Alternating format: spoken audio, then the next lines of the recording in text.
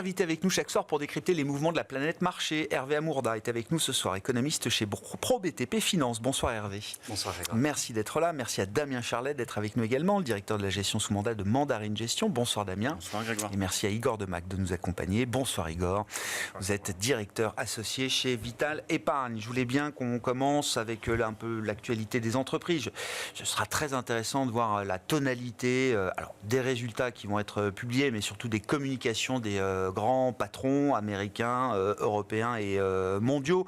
Un mot quand même spécifique de LVMH, Igor, je sais pas, il faut prendre un abonnement aux mauvaises surprises désormais pour LVMH. On n'est pas habitué quand même.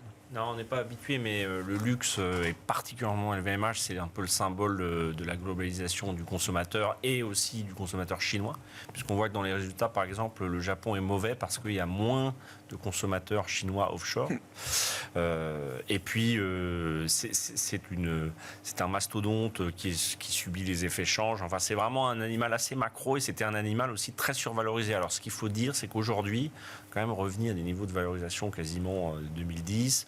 On a un PE de 18. Bon, moins de 500 €. On vient de plus de 900 voilà. Sur LVMH. Donc je pense que le travail a été fait. Après, il risque d'y avoir encore plusieurs trimestres difficiles. Et puis après, le luxe, le sujet, c'est l'expérientiel, c'est la vente par Internet et des changements de consommation, probablement même chez les très riches. Donc c'est un secteur qui traverse un peu une crise de système, de structure, mais heureusement, ils sont très riches. Ce qui a fait la force, enfin les atouts de LVMH dans le monde d'avant sont moins des atouts aujourd'hui, c'est ça, Igor ? Après, il faut toujours engendrer de l'appétit pour consommer des produits, entre guillemets, dont on n'a pas besoin, puisque c'est de la consommation ultra discrétionnaire. Donc, la désirabilité. Voilà, il faut toujours restreindre, créer en fait le manque. Les marques sont là, sont superbes, mais c'est vrai que LVMH dépend beaucoup plus de la macroéconomie maintenant que c'était le cas il y a 10, 15, 20 ans peut-être. Ouais. Damien, qu'est-ce qu'on peut dire de LVMH ? Alors il y a le sujet LVMH spécifique, ce que ça implique pour l'ensemble du secteur, et puis la question de marché, effectivement, après avoir baissé de 40% et plus par rapport à son dernier sommet, est-ce que le marché a bien pris en compte l'idée que les marges d'LVMH étaient peut-être en risque aussi sur une année comme 2025 ?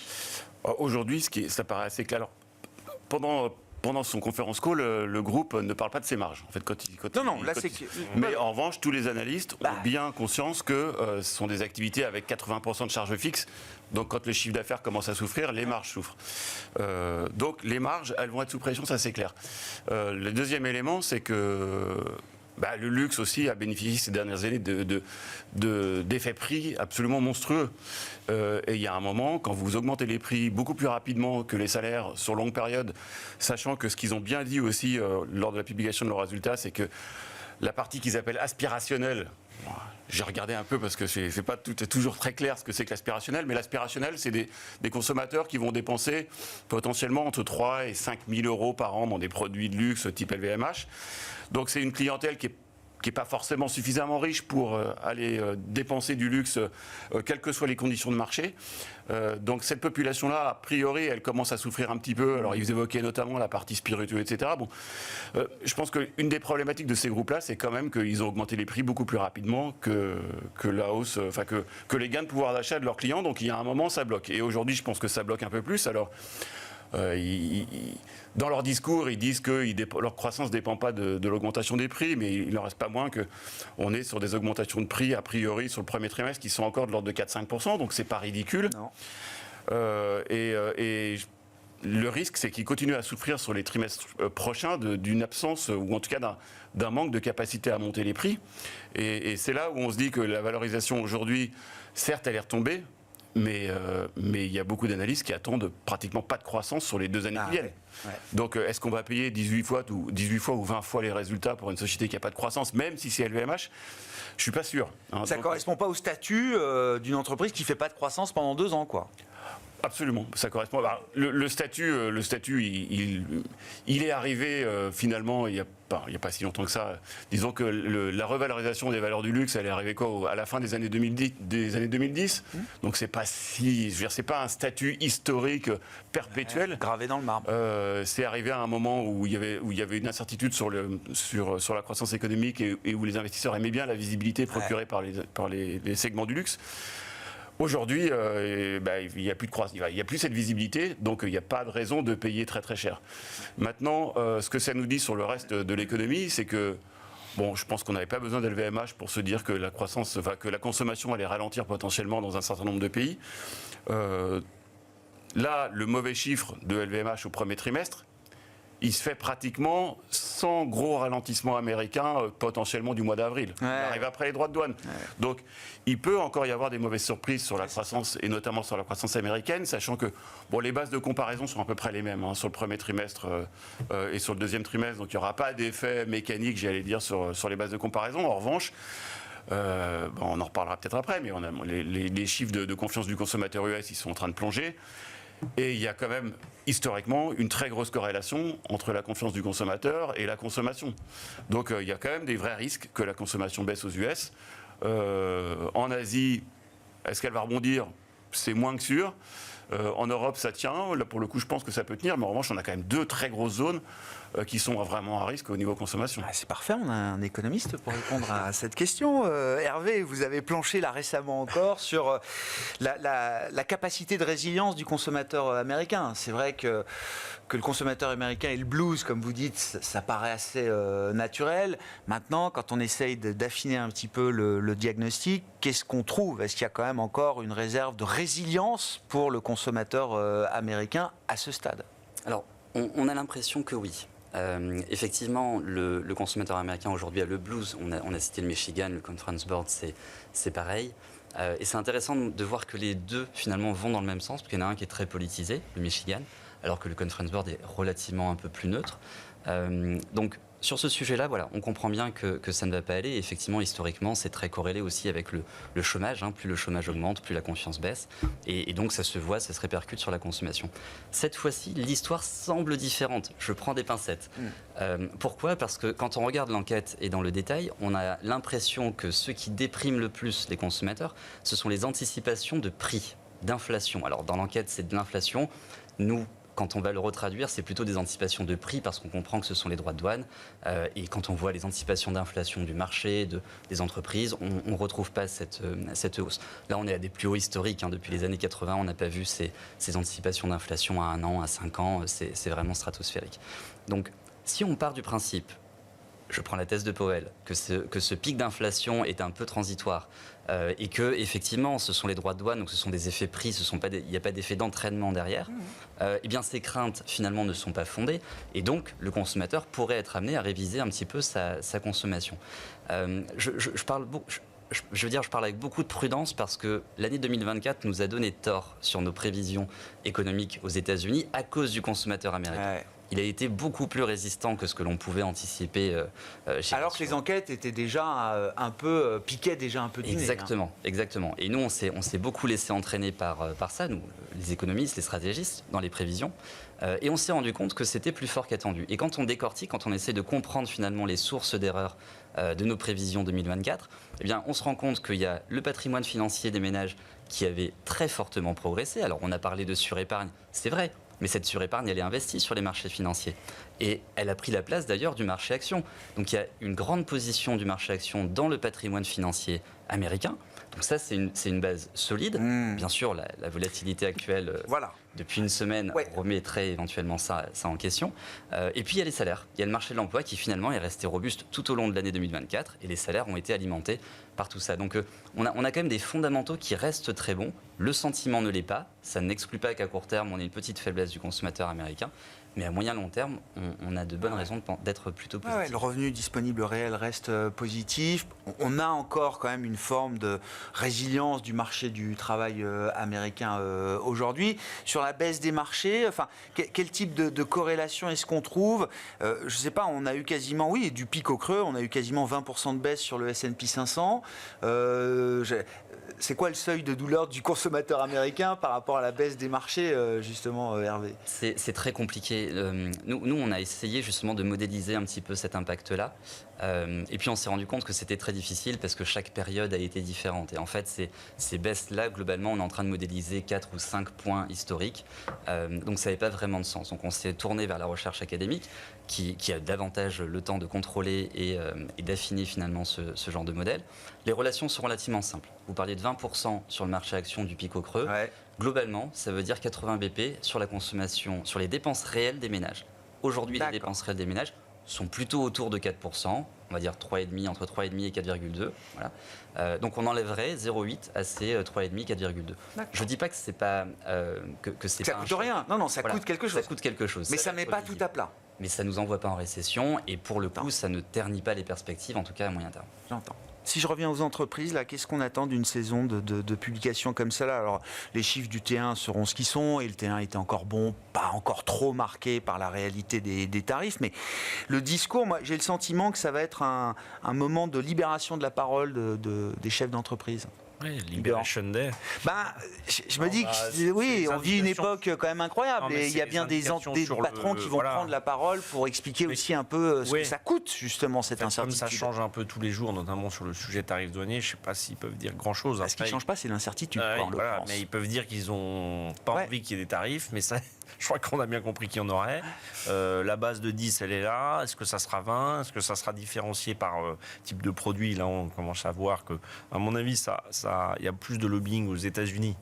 Parce qu'il y a le coût de production de beaucoup de produits technologiques, il dépend de la Chine. Donc, il y a vraiment un incrément direct. On parle des iPhones, mais c'est vrai pour les micro-ondes, les ordinateurs, etc. Donc, oui, le discours, mais je crois qu'il faut que le sujet tarifaire soit un petit peu stabilisé, vraiment. C'est-à-dire pas... Et ça, je pense qu'on va encore l'avoir pendant 2, 3, 4 mois. Donc, les managers vont dire que c'est incertain. Puis, de toute façon, ils n'ont pas intérêt à dire que ça n'est pas. Oui, non, mais personne ne le comprendrait. Oui, mais parce qu'en plus, quand vous êtes un dirigeant et que vous avez des résultats annoncés, il vaut mieux sous-promettre et surdélivrer que... Bon, en plus, l'incertitude, ça permet d'englober tous les problèmes. Oui. Enfin, on peut mettre aussi plein de choses sur les tarifs douaniers. Il y a des entreprises qui ont des vrais sujets, puis il y a des entreprises que vous avez citées, Publicis, qui arrivent à vivre sans aussi. Et puis, il dit Arthur Sadoun, alors la prévision de croissance organique pour 2025, c'est 4-5%. Il dit le bas de la fourchette, c'est rock solide. Il peut se passer n'importe quoi, on fera 4%. Bon, là c'est quand même, je veux dire, dans le contexte actuel, oui, ça prouve... Très exposé US, Publicis, d'ailleurs. Mais voilà, l'économie US n'est pas encore rentrée en récession. Il y a une suspicion pré-récession, mais elle ne l'est pas encore. Niveau de fragilité des dynamiques d'IPS, de bénéfices par action, là, on a déjà commencé à réviser un peu, beaucoup. Ça révise très peu pour l'instant. Ça révise très peu pour l'instant. Ça révise très peu. D'accord. De toute façon, ce qui risque de se passer, c'est qu'on risque d'avoir des chiffres du premier trimestre qui seront très corrects, parce que au premier trimestre, il n'y avait pas l'incertitude qu'on a aujourd'hui, et puis en plus, quand l'incertitude s'est approchée, les gens ont stocké, donc potentiellement, il y a eu des ventes et du chiffre d'affaires qui s'est enregistré à l'avance. Mais effectivement, aujourd'hui, je pense que la plupart des investisseurs s'attendent à des discours très prudents, voire des warnings, parce qu'on a vu pas mal de commentaires d'économistes ou de stratégistes qui disaient que alors la libération de la parole, ça sera peut-être justement profiter de l'ambiance actuelle et du fait que les marchés ont déjà baissé. L'occasion de faire passer un certain nombre de mauvaises nouvelles. Oui, exactement. Donc on ne s'attend pas à ce que les résultats du premier trimestre permettent de faire rebondir les marchés. Et en ce qui concerne les consensus, aujourd'hui, aussi bien en Europe qu'aux États-Unis, les chiffres de croissance sont encore assez élevés. C'est-à-dire qu'aux États-Unis, on a commencé l'année avec des anticipations de croissance de 13, 14, 15% des BPA. Maintenant, on est à 9. Bon, ça a baissé, mais on est quand même à 9 encore. C'est beaucoup trop élevé. Alors, on est à 9 sur le consensus. Après, si vous regardez... Sur un PE de 18, c'est ça, aux États-Unis? Sur un PE de 19, oui. 19. Ouais. Donc, ça veut dire que si on se met on est peut-être plus cher. On est peut-être plus cher, exactement. Et en Europe, on était à 7, 8 et on est tombé à à 4, quoi. Donc ça baisse un peu, c'est encore trop haut. Alors après, c'est du chiffre de consensus. Quand on regarde certaines banques et les prévisions de certaines banques, il y en a déjà qui évoquent de la croissance négative. Par exemple, pour le luxe, j'ai vu qu'effectivement, certaines banques annoncent des croissances négatives d'IPS pour un secteur spécifique comme le luxe, alors, ça, pas pour l'ensemble du marché. Mais... Je ne suis pas sûr que ce soit un très très gros changement. Je pense pas. Le secteur du luxe, d'une manière générale, on n'attendait pas grand-chose. Les publications, on était déjà à 0 plus. Non, mais il y a un secteur, c'est les banques. Quand on regarde les futurs sur les dividendes, ils ont chuté après. On s'attend à ce que les banques aient un problème pour verser les dividendes. Non, mais 2025, c'est acté, c'est en AG, ça va être payé, il y a le cash. Mais les forwards sur les dividendes 2025, les banques se sont écroulées. Ce qui veut quand même dire, comme la banque est quand même très procyclique. Bien sûr. Donc ça, c'est quand même des indicateurs de stress que Damien mentionnait. Oui, mais de toute façon, je pense que le sens de l'histoire, c'est quand même que les bénéfices ont toutes les chances de continuer à baisser dans les semaines qui viennent. Donc, la question qui sera la question d'après, c'est quels sont les moteurs d'éventuels rebonds des marchés financiers, que ce soit en Europe ou aux États-Unis. En Europe, on voit que ça tient extrêmement bien. Il y a une grosse décorrélation à tous les niveaux entre l'Europe et les États-Unis, aussi bien au niveau taux d'intérêt qu'au niveau action. On connaît les raisons, l'Europe est moins chère, les révisions à la baisse économique potentielle en Europe sont beaucoup moins élevées, donc la croissance américaine est en train de rejoindre la croissance européenne, etc. Mais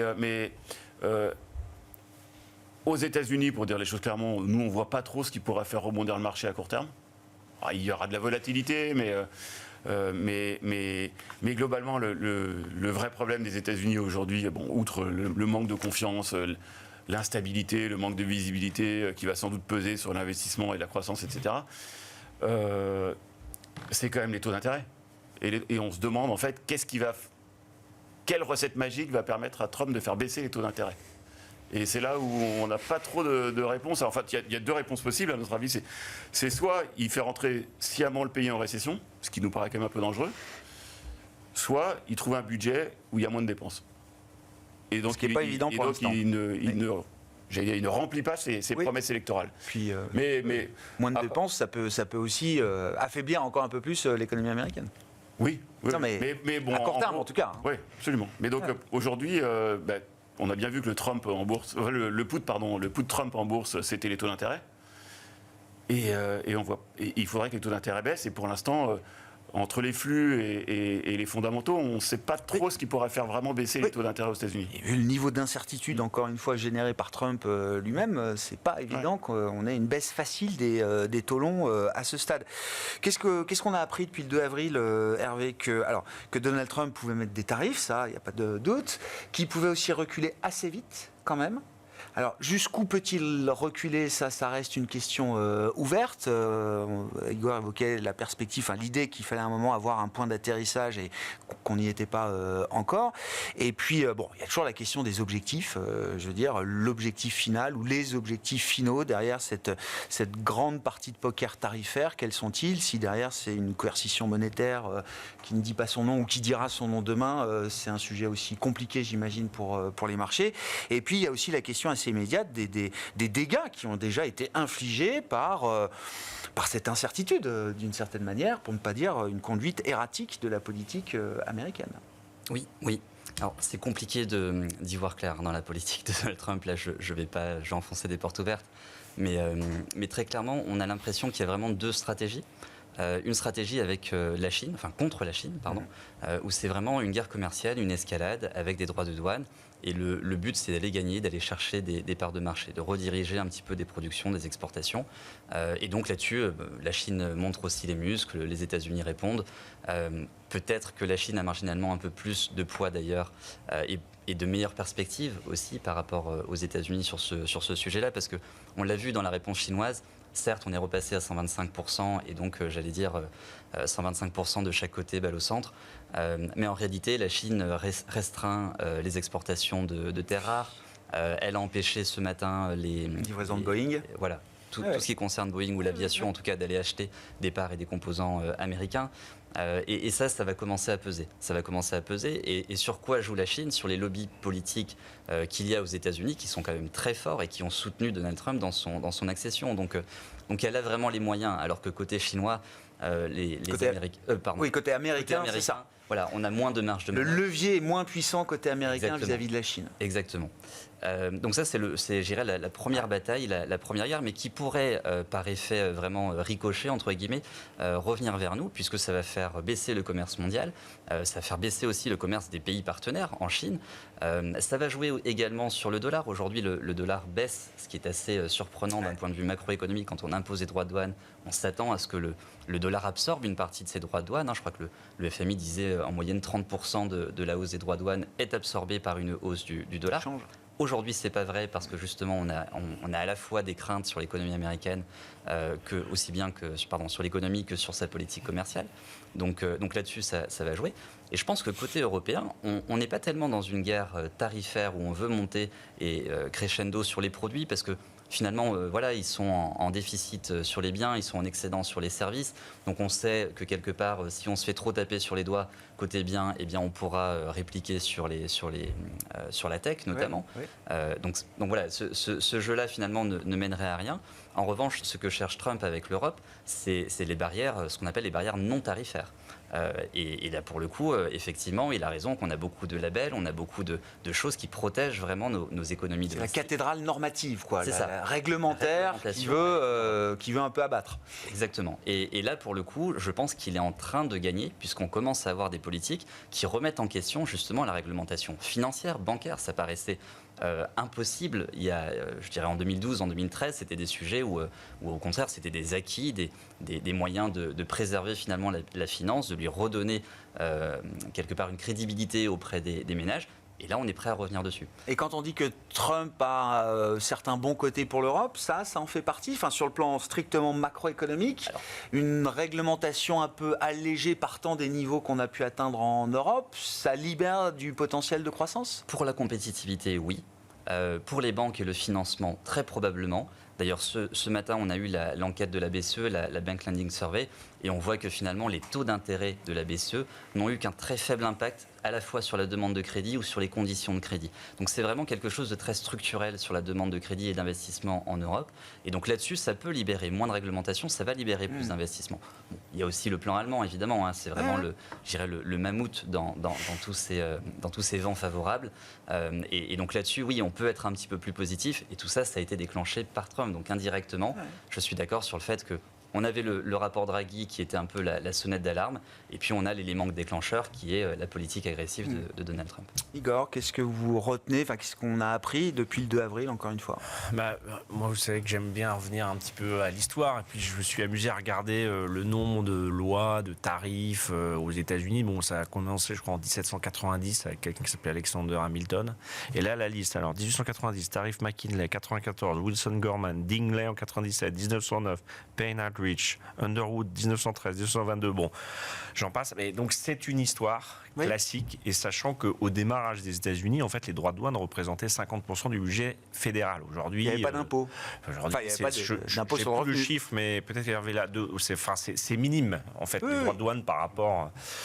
Donc c'est en fait une grande tradition. Trump n'est pas forcément quelqu'un qui est très innovant dans l'isolationnisme américain et dans la protection, les années 30, on a vu ce que ça avait malheureusement causé. C'est sa méthode et son personnage et l'outrance qui va avec, qui évidemment est très très nouvelle, et encore plus pour des Européens qui sont plutôt des gens qui communiquent de manière assez politiquement correcte. Donc ce qui est difficile, c'est pour lui d'avoir un bon constat, c'est le déclin de l'Empire américain, puisqu'ils sont en déficit extérieur, déficit budgétaire depuis 40 ans ou 30 ans. Parce que le monde veut du dollar, et que les Américains veulent les produits fabriqués par le reste du monde, quoi. Et que le capitalisme mondialisé a changé, c'est-à-dire qu'à partir de 95, à l'OMC, c'est la Chine qui est la plateforme de production mondialisée, les Allemands avec une énergie pas chère fournie par les Russes qui sont machines-outils, véhicules thermiques, et de l'autre côté, un dollar qui est beaucoup trop coûteux pour être compétitif. Donc tous les actifs américains sont survalorisés. Vous regardez déjà la prime du MSCI US sur le MSCI World. Il y avait une espèce de... ils ont toujours été un peu plus valorisés. Il y a eu des pics, mais ça fait 15 ans que la tendance est très très nettement à la hausse. on est à 1,6 je crois, et là il y a une correction. Et donc il y a un message qui est de dire les actifs américains sont peut-être plus aussi sûrs, mais le constat est bon. L'Amérique emprunte trop, dépense trop, consomme trop. D'ailleurs nous on épargne aussi trop en Europe, donc nous c'est un peu le miroir. Si on mobilisait cette épargne, mais faut-il avoir confiance dans nos dirigeants, ce qui est aussi une vraie question dans la gouvernance européenne. Donc le constat, c'est que les États-Unis, ils ont besoin de conserver leur hégémonie. Et tel que aujourd'hui, c'est en train de déraper, c'est pas possible de garder cet équilibre économique avec la Chine, qui, elle, je suis d'accord avec Hervé, a une position centrale, puisqu'ils ont les actifs américains financiers, et en fait, on ne peut pas se passer d'eux pour produire dans le monde. Enfin, on s'entend entre nous, mais c'est impossible de contourner la Chine aujourd'hui. C'est impossible. Vous achetez le grand plan, quoi. Vous achetez la perspective du Golden Age. Et d'ailleurs, c'est intéressant sur l'automobile. Trump, tout de suite, dit « Ah bah oui, alors j'ai compris, pour relocaliser, ça va prendre un peu de temps. Donc peut-être qu'il y aura un sursis sur les tarifs, le temps que les entreprises se mettre en ordre de marche. » Mais c'est bien ça le but c'est ultime. Très important ces mesures, et d'ailleurs la norme en Europe, on l'a vu, on s'est auto-flagellé justement avec les véhicules électriques, puisqu'on a mis des normes qui favorisaient des véhicules électriques que les autres savaient produire et que nous n'avions pas produit. Donc c'est une question de timing, comme vous dites justement. D'accord. C'est qu'on ne peut pas appliquer des tarifs comme ça sans avoir... Et on ne pourra pas tout substituer. Hein, je veux dire, il ne va pas tout reproduire localement, il ne va pas se remettre à produire des grippins. C'est l'exemple du grippin qui n'est plus produit aux États-Unis. Oui, bon, des t-shirts, ça n'a pas beaucoup d'intérêt peut-être de le reproduire, le grippin. Je crois que c'est optimal de répliquer des chaînes de production, des chaînes de valeur qui existent déjà et qui fonctionnaient très bien. Le constat, c'est qu'il veut éviter le déclin. Je ne parle même pas d'autres données socio-démographiques, mais il veut éviter le déclin. Est-ce que c'est la bonne méthode ? Bon, méthode de négociation qui a l'air très brutale. L'Europe a été plutôt assez intelligente. Et la Chine, je crois qu'ils attendent, mais ils ont intérêt à faire un arrangement à un moment ou à un autre. Mais quel est le niveau ? C'est 10, 20, 30, 40 ? Là, on est un petit peu dans l'incertitude, d'où la difficulté pour nous de conseiller aux gens de revenir massivement. En tout cas, les actifs américains, je pense que les gens ont compris qu'il y avait quand même un trouble. Et peut-être que les actifs européens... Mais enrayer le déclin, ça peut passer par effectivement une crise de confiance vis-à-vis des actifs américains, que ce soit les actions ou les treasuries ou le dollar. Parce que lui, son objectif technique, c'était on fait baisser le dollar. On peut faire baisser un peu la bourse, d'ailleurs, pour faire un bon coup de trade. Et puis, on fait baisser les taux d'intérêt. Sauf que quand les taux d'intérêt ils ont commencé à remonter, parce que là on attaque vraiment le système. Oui. Donc je pense que les investisseurs, même américains, se méfient un peu. Oui, on pouvait imaginer quand même qu'en bousculant aussi brutalement les choses, le marché obligataire quand même soit un peu vigilant par rapport à la Donc situation, les marchés financiers font leur travail de contre-pouvoir. C'est juste un gros deleveraging ou c'est un mal plus profond quand même derrière, même la question de confiance qu'on peut avoir dans le dollar, pour dire les choses clairement. Non, je pense que la confiance, elle reviendra, parce que la croissance, elle reste aux États-Unis. Maintenant, quand on s'apercevra que les États-Unis continuent d'avoir de l'innovation, de la croissance, etc. Même si on révise à la baisse la croissance américaine, d'abord, on n'est plus dans un scénario de récession US. Alors ça change un peu tous les jours, mais depuis que les droits de douane ont été en tout cas, depuis qu'il y a un moratoire sur 90 jours. Donc on n'est pas dans un scénario de récession. La croissance américaine sera sans doute encore supérieure à la croissance européenne cette année. Et puis structurellement, elle est supérieure. Maintenant, il y a une défiance, comme Igor l'a mentionné, on le voit sur les taux d'intérêt, on le voit sur le dollar, on le voit sur un certain nombre d'actifs. Mais je pense que ce qui a été intéressant cette semaine, c'est que Trump a montré là où était sa faiblesse. Donc pour les négos à venir, ça va être plus compliqué parce que il a perdu son grand levier de négociation, là, il s'est un peu affaibli. Je pense, oui. À partir du moment où dans une négo vous montrez votre faiblesse et que votre faiblesse elle est attaquable, ça devient plus compliqué. Et en fait, alors évidemment, on ne sait pas exactement pourquoi les taux d'intérêt sont mis à monter à toute vitesse. Est-ce que c'est juste des investisseurs qui jouent un ralentissement économique, ou est-ce que c'est des grosses mains qui vendent des treasuries américaines? On ne sait pas trop. En attendant, quand on voit que le dollar baisse et que les taux montent, Déjà, ça nous donne une petite indication parce que c'est quand même pas, la logique n'est pas complètement respectée. Je dis, c'est un schéma qui est généralement réservé à des pays émergents dits fragiles. Oui, bon, alors, oui, on a lu ça quelques fois, mais c'est un peu, je trouve ça un peu exagéré. Mais effectivement, ça peut traduire une vente d'obligations d'État américaines.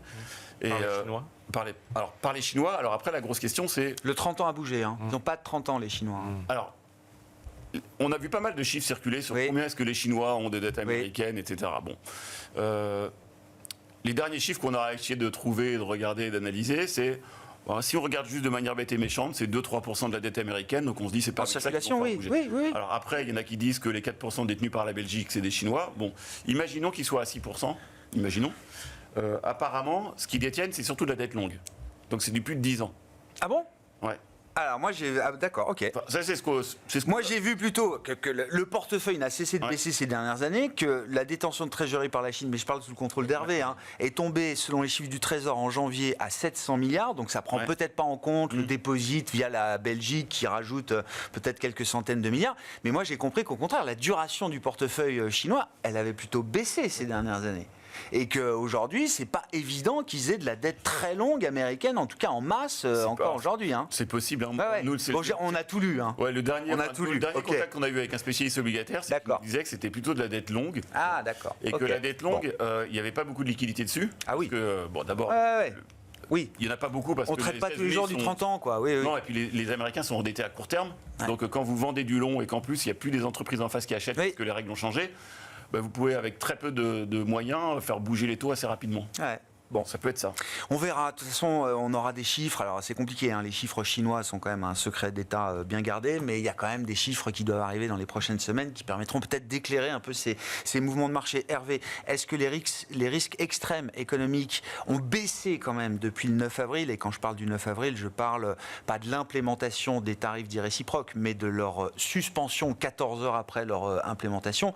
Et sur cette crise de confiance entre le marché et les treasuries américains, ou le dollar même, est-ce que c'est un sujet qui peut être un sujet lourd devant nous? Oui, alors je ne suis pas sûr que les risques aient vraiment baissé. Par contre, ça rend Donald Trump un peu plus rationnel. On a l'impression qu'il est ouvert à la discussion, alors que c'est vrai qu'après l'annonce du 2 avril, ça semblait tellement... Les chiffres sortaient un peu de nulle part, on voyait son tableau, on ne les comprenait pas. Moi, je suis assez d'accord avec ce qui a été dit. Il y avait les 10% qui avaient été présentés et ensuite les droits de douane réciproques. Et on a vraiment l'impression qu'on va repartir de tout ça avec les 10%. Donc, on était à 2,5 avant. On fait quand même une belle opération côté américain. Donc ça, il va falloir l'intégrer. Mais maintenant, sur les risques, pour moi, le risque le plus important, c'est vraiment sur la Chine, sur les réserves, justement, chinoises. Alors, je pense qu'ils n'ont pas intérêt à véritablement les vendre. Pourquoi? Parce qu'il faut qu'ils fassent attention aussi à leur devise. Et aujourd'hui, tous les pays partenaires de la Chine régionalement sont plus ou moins pégés, on va dire ancrés, parce que pégé, c'est un terme un petit peu propre. Fort, c'est très spécifique. Fort. Mais quand on regarde vraiment les devises qui sont ancrées de près ou de loin, avec des marges de fluctuation, etc., c'est vraiment toute la zone Asie du Sud-Est. Et c'est tous les partenaires principaux. Donc si on ne veut pas rentrer dans une guerre de dévaluation régionale, et ça la Chine ne veut pas, parce que pour le coup elle a besoin de ce commerce régional, je pense que ça va être compliqué de trop jouer sur la devise. Donc pour moi c'est un peu l'arme de destruction massive, mais elle aurait tort de l'agiter aujourd'hui en drapeau, et elle aurait tort de s'en servir même à long terme. Aujourd'hui, alors on a vu peut-être que des petits messages sont envoyés à travers le fixing du yuan quotidien, etc. Mais la Chine n'a pas dévalué activement sa monnaie aujourd'hui. Et c'est un rempart qu'elle ne veut pas franchir, c'est ce qu'il faut comprendre. Ou en tout cas, si elle devait le franchir, c'est que Pékin aurait à l'esprit qu'il n'y a plus d'espoir de négociation avec Donald Trump. Et puis surtout, à moyen terme, ça la mettrait dans une très mauvaise situation parce qu'elle a vraiment, entre guillemets, fait beaucoup d'efforts pour être considérée comme une devise de réserve au niveau mondial, par rapport au FMI notamment, pour intégrer finalement les SDR, enfin les DTS. Les droits de tirage spéciaux, en français. Et là, on reviendra en arrière parce que c'est une volatilité que le FMI n'accepterait pas, que le monde, que les banques centrales n'accepteraient pas. À l'heure même où on se pose la question d'un substitut au dollar. Alors, on s'est toujours posé la question, je pense, dans toutes les crises américaines, de savoir qu'est-ce qu'on ferait après le dollar parce que ça semble instable, évidemment. Mais aujourd'hui, je pense que la meilleure solution, si vraiment un jour on devait sortir de ce système monétaire, c'est un panier de devises. Et la Chine a envie de faire partie de ce panier de devises. Donc vraiment, pour moi, elle n'aurait aucun intérêt. mais ça reste quand même le risque le plus important, c'est ce qui pourrait tout mettre par terre.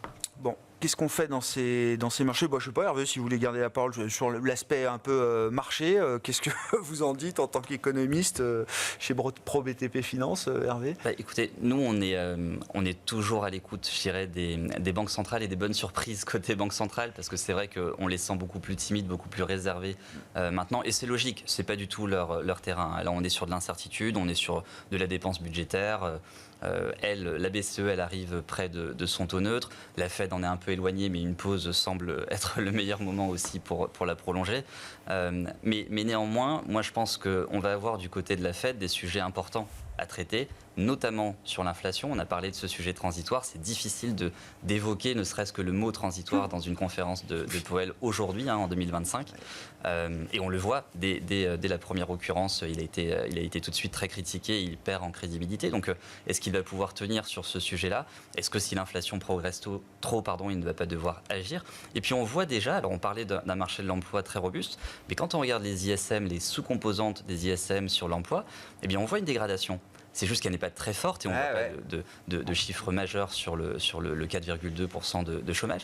Mais on voit quand même une tendance qui commence à être inquiétante, qui est probablement pas liée aux droits de douane, qui est probablement pas liée à Donald Trump. C'est un essoufflement d'une économie qui a été en surchauffe pendant de nombreuses années. Mais ça semble inévitable aussi. Donc il va falloir jongler avec plusieurs facteurs. Et pour moi, les surprises côté marché pourraient venir peut-être un peu plus des banques centrales que l'on a mis de côté et que l'on a un peu oublié. Donc la Fed pourrait trouver des arguments quand même pour sortir de sa pause à un moment donné, c'est ça C'est ce qu'on espère nous au S2, mais peut-être plutôt si la conjoncture le dicte. Oui. Sur le plan des marchés, qu'est-ce que difficile recommandation du moment Des phases où c'est très volatile, où ça change. Donc par expérience, d'abord, il faut attendre d'avoir plusieurs éléments. C'est vrai qu'au cours de la semaine, on avait vraiment un sentiment d'impuissance et de non-compréhension de quelconque élément qui puisse faire remonter les bourses mondiales. Alors, je pense que pour ceux qui avaient fait beaucoup d'États-Unis, là, il est un peu temps de revenir sur les actifs européens. Nous, on a fait un peu de convertibles. On a trouvé que ça s'était bien comporté. Ouais.